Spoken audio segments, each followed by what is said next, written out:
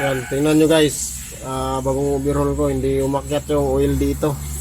Kaya pala pangit yung kanyang andar. Parang tagak-tak. Start natin. Ay, nako. Basta walay strainer lagi.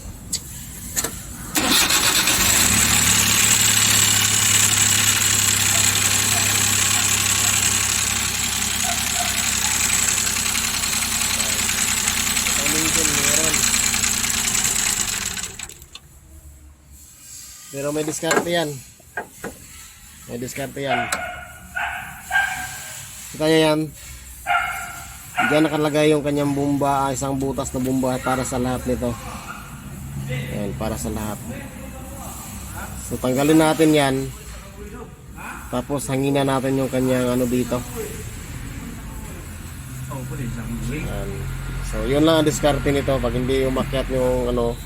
Kasi nga kahit anong linis o pa yan, meron talagang siguro silikon na nakabara. So ayan, natanggal natin yung mga bolt dito. So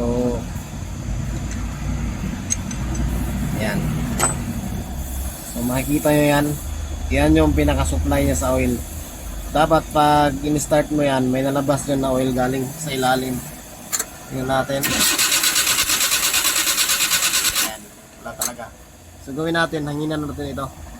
Hanginan natin kasi nga may nakabara siguro ito. Barado yan, may nakabara.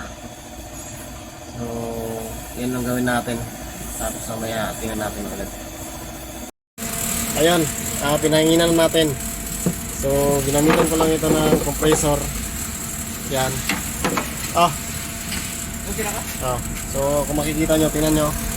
Yan yung butas na yan. Start natin. Yan. So may nalabas na, ibig sabihin yung ano niya nagtatrabaho na. So yun lang. At mamaya papay-start natin kung kaya nyo na bang mabasa ito. Guys, kung makikita nyo, yan, basa na siya ng oil. Yan. So yun. At tingnan natin. Start natin, malakas na oil dito.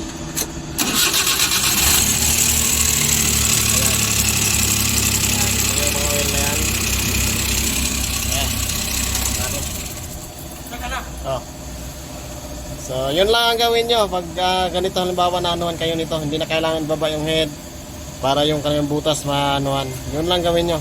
So